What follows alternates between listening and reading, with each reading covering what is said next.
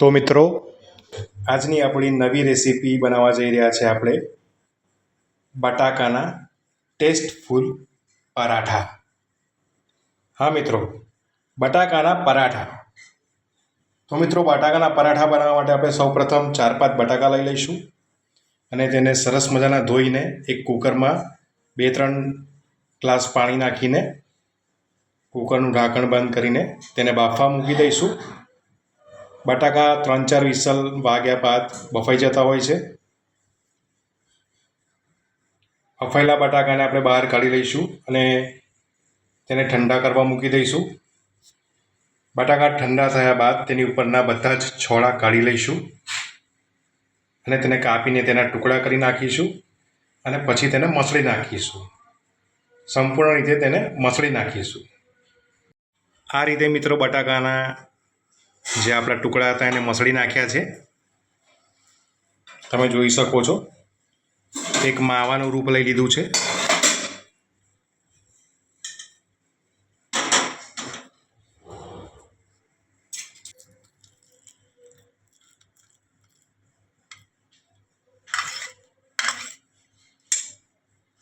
ત્યારબાદ મિત્રો, આ માવાને આપણે થોડોક ઠંડો થવા દઈએ અને ગેસ પર એક સરસ મજાનું કડિયું મૂકીએ.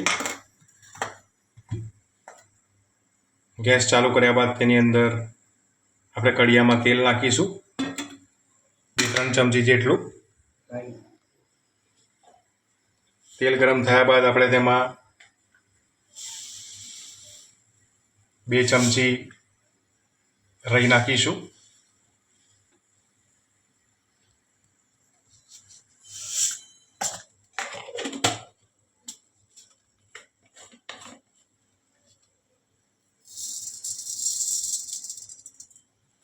હવે તેલ ગરમ થશે એટલે આપણી રાઈ તતળશે.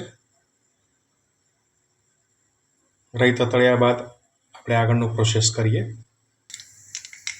મિત્રો, તેલ ગરમ થઈ ગયું છે અને રાઈ તતળી રહી છે.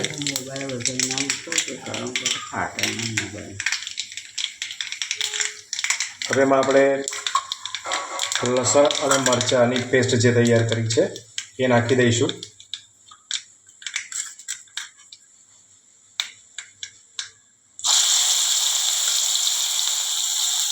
તેને બરાબર હલાવી દઈશું, મિક્સ કરી દઈશું તેલ સાથે.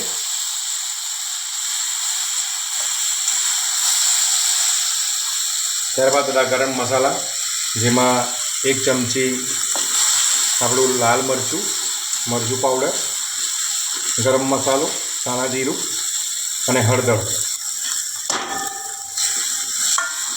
આ બધું તેની સાથે મિક્સ કરી દઈશું. અને એની ઉપરથી આપણે બટાકાનો માવો જે તૈયાર કર્યો છે એ નાખી દઈશું. અને નાખ્યા બાદ તેને બધા મસાલા સાથે બરાબર મિક્સ કરી દઈશું. તમે જોઈ રહ્યા છો કે તે મિક્સ કરવાનું છે તે.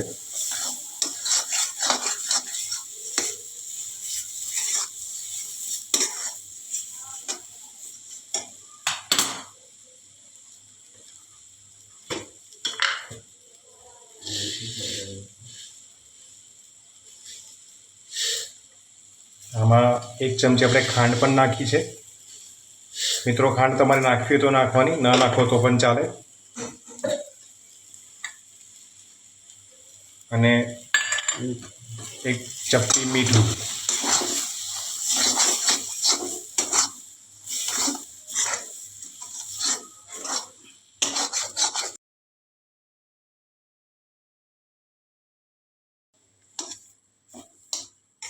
તમારે પરાઠા જો તીખા બનાવવા હોય તો તમે મરચું વધારે નાખી શકો છો.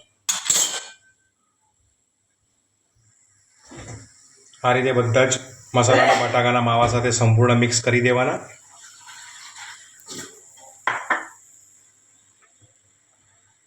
હવે આપણે એની પર થોડાક ધાણા નાખીશું, જેથી થોડો ટેસ્ટ વધારે આવે અને ખાવાની મજા આવે.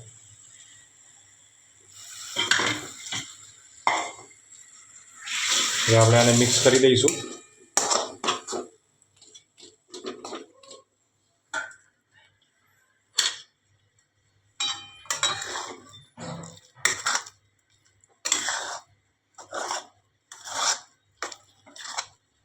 તો મિત્રો આપણો પરાઠાનો માવો મિક્સ થઈ ગયો છે, રેડી થઈ ગયો છે,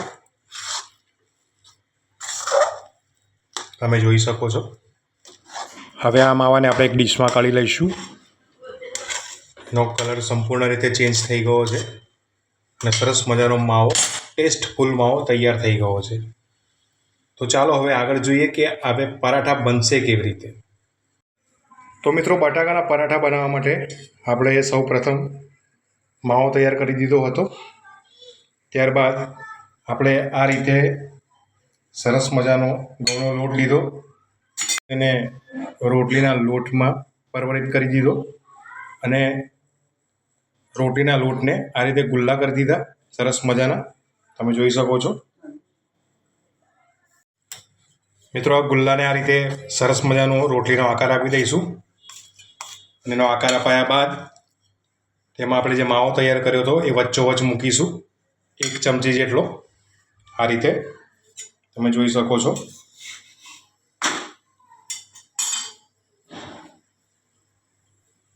ત્યારબાદ એક ગુલ્લાને ચારેય બાજુથી આ રીતે ફોલ્ડ કરી દઈશું, વાળી દઈશું અને માવો વચ્ચોવચ્ચ ભરાઈ જાય એ રીતે એને બંધ કરી દઈશું અને તેની આગળ પાછળ કોરો લોટ લગાડીને તેને વણી નાખીશું. જો આ રીતે એને વણી લઈશું ફરી, એટલે માવો વચ્ચ રહી જાય અને ફરી રોટલીની જેમ તે વણાઈ જાય અને આપણો કાચો પરાઠો તૈયાર થઈ જાય. અને ત્યારબાદ તેને આ રીતે લોઢીમાં સરસ મજાનો શેકાવા મૂકી દેવાનો હોય છે.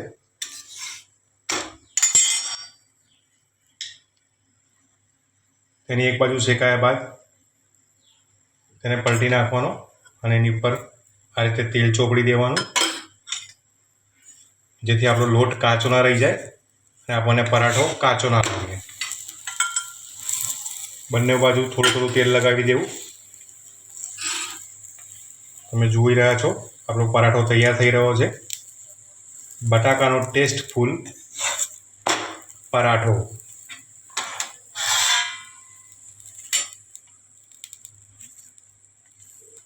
તો મિત્રો આ રીતે બટાકાના પરાઠા બનતા હોય છે, બહુ સહેલા છે પરાઠા બનાવવા. જો દેખાવમાં કેટલો સરસ લાગી રહ્યો છે. આપણો એક પરાઠો તૈયાર થઈ ગયો છે, બટાકાનો ટેસ્ટફુલ પરાઠો. મિત્રો આ રીતે એને વણીને એક પછી એક લોઢીમાં નાખવાના હોય છે. ફરી એકવાર તેની રીત જોઈ લો. રોટલીનું ગુલ્લું લેવાનું, તેને રોટલીનો આકાર આપવાનો અને વચ્ચે વચ્ચ બટાકાનો મસાલો મૂકવાનો અને રોટલીના ગુલ્લાને ચારેય બાજુથી આ રીતે ફરી લઈ લેવાનું, વણી લેવાનું અને વચ્ચોવચ્ચ તેને દબાવી દેવાનું આ રીતે. મિત્રો આપણો પરાઠો શેકાઈ ગયો છે, બીજી બાજુ એને પલટી દઈએ અને આ રીતે અંદર નીચે લોટ નાખીને, પાટલી પર લોટ નાખીને તેને વણી દેવાનું.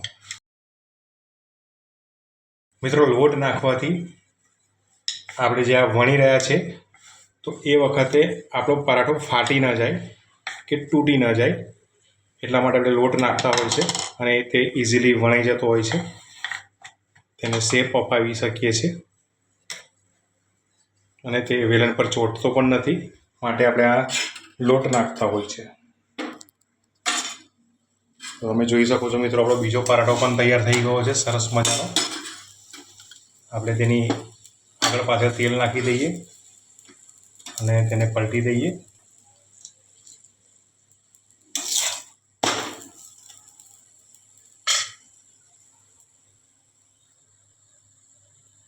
તો મિત્રો આ રીતે બનતા હોય છે સરસ મજાના બટાકાના પરાઠા, જે ખાવામાં એકદમ હેલ્ધી હોય છે અને એકદમ ટેસ્ટફુલ હોય છે.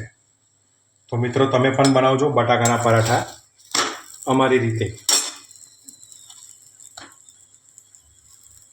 અને મિત્રો તમને અમારી બનાવેલી રસોઈ જો ગમતી હોય તો અમારા વિડીયો બધાને મોકલજો, શેર કરજો, લાઈક કરજો, કમેન્ટ કરજો અને લોકોને કહેજો કે અમારા પણ વિડીયો જુએ અને ચેનલને સબસ્ક્રાઈબ કરવાનું ભૂલતા નહીં મિત્રો. તો તૈયાર છે આપણો બટાકાનો પરાઠો.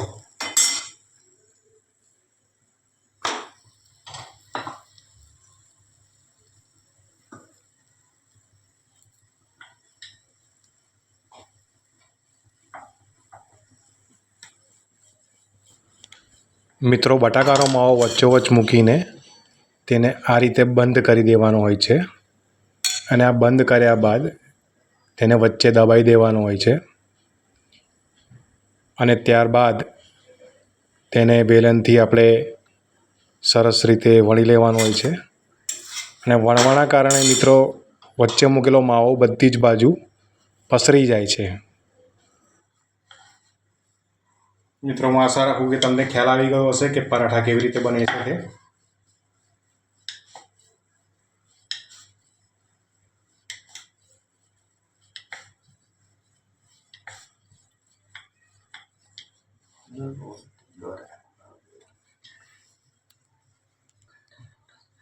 હવે આપણે આની પર તેલ લગાવી દઈશું અને તેને પલટી નાખીશું. બીજી બાજુ પણ તેલ લગાવી દઈશું. થોડુંક તેને ગરમ થવા દઈશું અને પછી બીજી સાઈડ પર પલટી નાખીશું. મિત્રો, બટાકાના પરાઠા દહીં સાથે ખાવાની બહુ જ મજા આવે. તો તમે પણ બનાવીને ખાજો, મજા આવશે.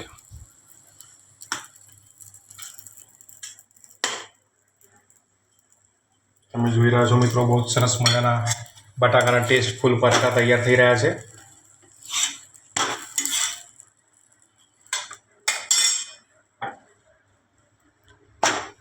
તો આ રીતે બનતા હોય છે બટાકાના પરાઠા, ટેસ્ટફુલ પરાઠા.